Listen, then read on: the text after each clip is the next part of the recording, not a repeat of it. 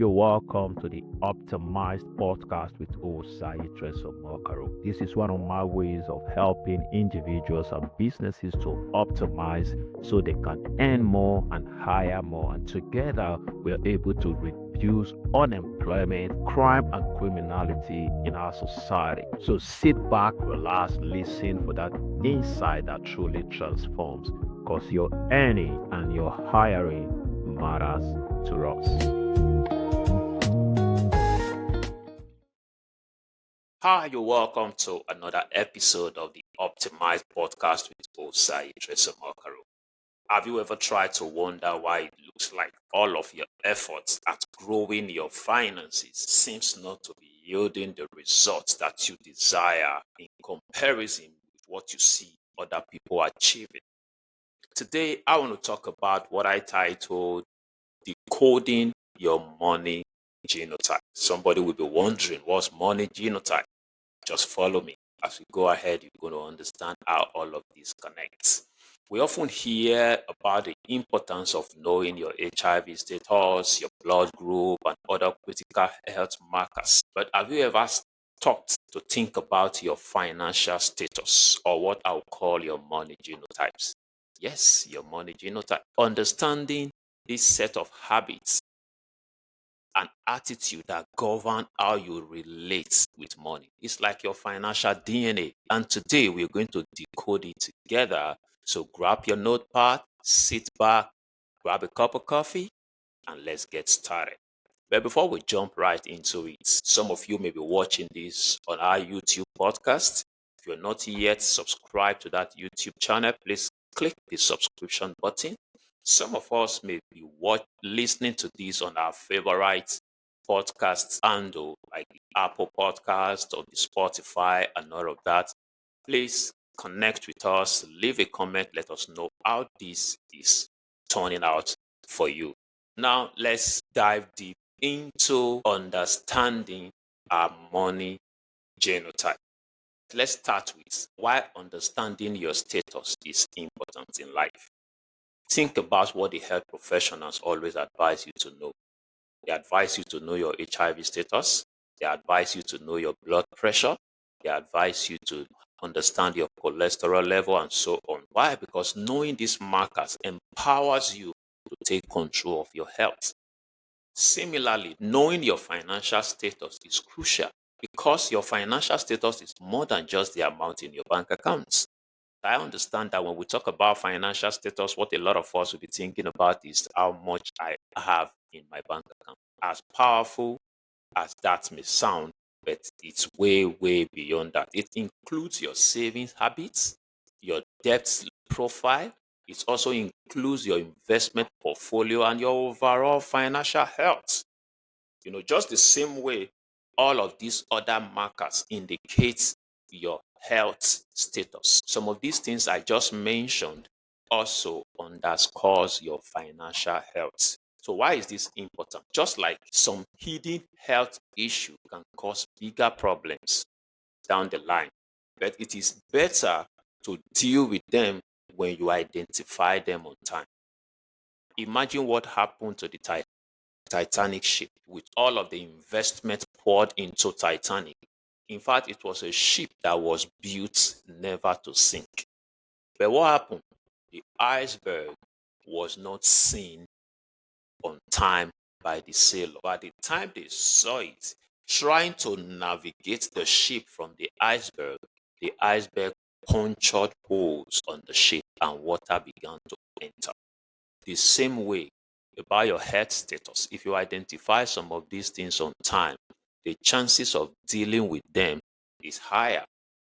Then let's take this to your financial status. Some of you listening to this or watching this, you may be working in a very lucrative industry and your earning capacity is superb. And because you earn very well, you begin to think that you don't need a financial advisor, especially when some of the persons that are coming to advise you may not be as wealthy, in quotes, like you. So you may never understand that your financial status is way beyond earning. Your savings habit needs to be checked. Your debt level needs to be managed. Your investment portfolio needs to be looked at, your understanding of investment, and your overall financial management. You know, because when you don't do this, just like a sudden health issue can crumble the entire health of a person, a certain financial demand may come that crumbles you. All of these also work with your mindset. You know, I stumbled into somebody recently who is doing everything to fix his finances, particularly the earning parts. Some of us are so desperate about our earning capacity that we forget every other thing in life.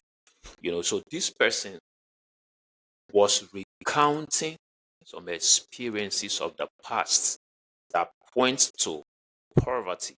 And on the basis of that, is putting in all his efforts today to ensure he never replay those experiences. As good as that sounds, it could become a roller coaster, because what you're mindful of become rampant in your life. Pursuing wealth because of the fear of poverty is not good in itself.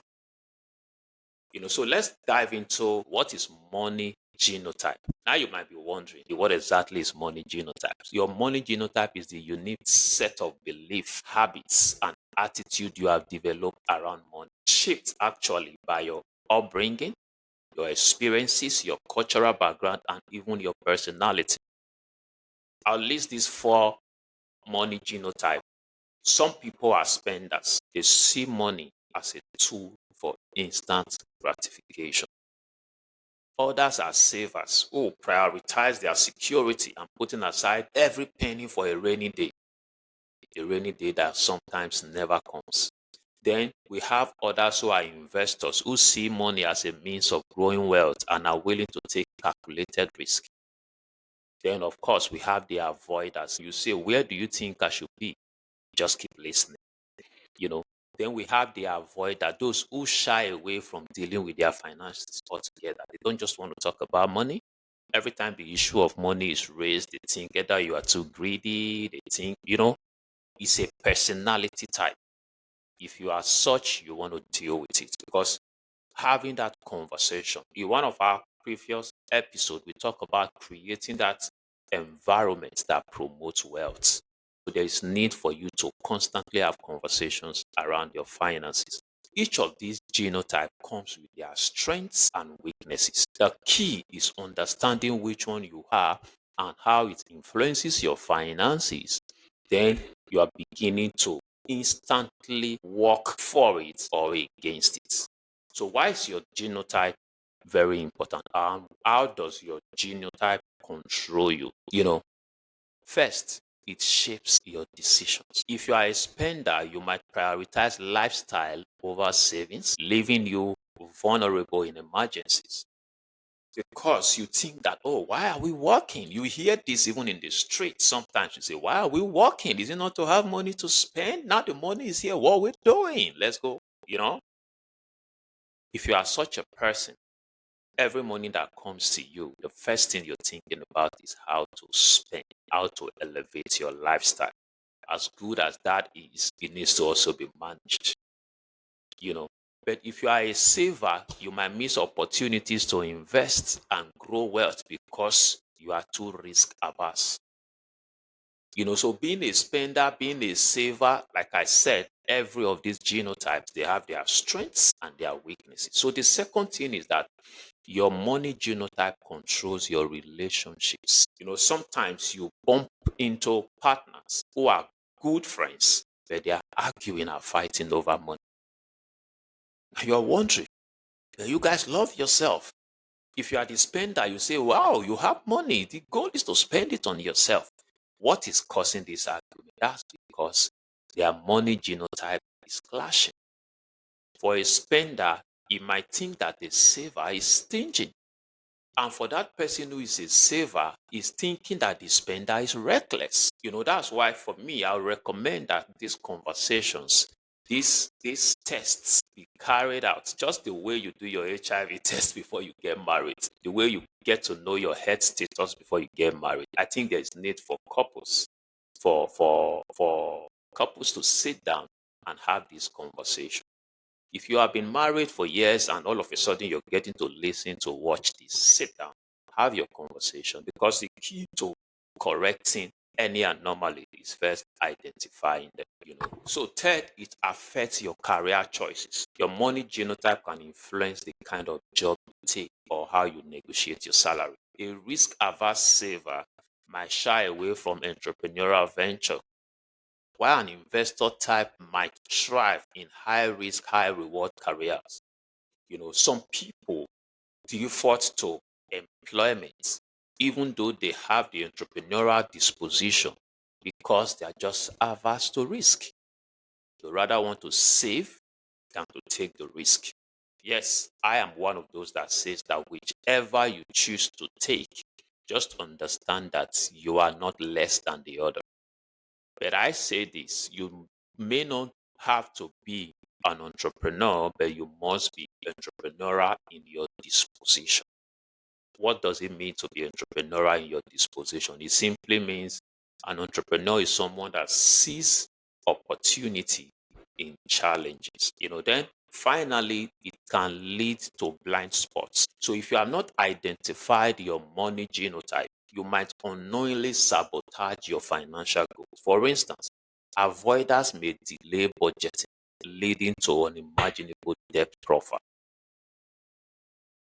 because they just don't want to sit down and talk about their finances. Most likely, sometimes they are just afraid because if they get to know the status of their finance, it may spark some kind of fear and anxiety. So because of that, they just don't want to talk about it. And some of us in the religious space hide under this and just said, God is my provider.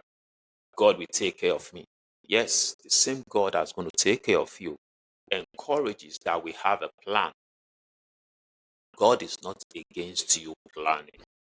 What God may not want is allowing your plan take his place. He said, make your plan counting on God to direct your step. You find that in Proverbs. So let's look at how to decode and master your money genotype. So how do you decode and master your money genotype and take back control? Because the essence of this conversation, meanwhile, before I go ahead, if you are yet to subscribe to the YouTube channel where you're watching this, go ahead and hit the subscription button. If you're listening to this on Spotify, Apple Podcast, or whatever podcast channel that you're using, please go ahead and follow us. Let's know how this is shaping your thoughts and shaping your life. The first step in decoding and mastering your money genotype is first reflect on your money stories. Sometimes you think that you are the one thinking. Life is a series in programming. Every stage of our life is being programmed by the environment around us. Until you become conscious, you don't take control of that programming. So part of the essence of this podcast, the Optimized podcast, is to help you take back control so you can optimize, earn more. Once you earn more, the next thing you want to do is to hire more. Once you hire more, gradually we're pulling out the unemployed from the society and getting them gainfully and actively employed. And once people get employed, they are productive. Then we have a society that supports all of us. So reflect on your money story. Think about how money was handled in your family. Were your parents savers? Were they spenders? Were they investors? This can give you a clue on your financial habits. Because the truth is, every habit you run with today is a product of how you were formed, where you were raised. Then the second thing is assess your current habits. Yes, you've taken a deep look backward to see where you're coming from. Then now assess your current habit. How do I really do with savings? How do I do with investment? What's my first instinct when money comes into my hand? What do I want to do? So once you understand your current habits, you begin to take steps against it. For instance, you will hardly see physical cash with me. It's just one of the ways of managing my spending habits. It's a difficult thing to find cash in my hand. That's my own strategy for dealing with my spending habits. Then, having done the first one, reflect on your story, assess your current habits. Once you have this documented, your current habit around savings, around investment, earning, around spending, around overall management, identify those current habits and begin to educate yourself. Learn about financial literacy. I think this is where you need my course, Mind Your Money.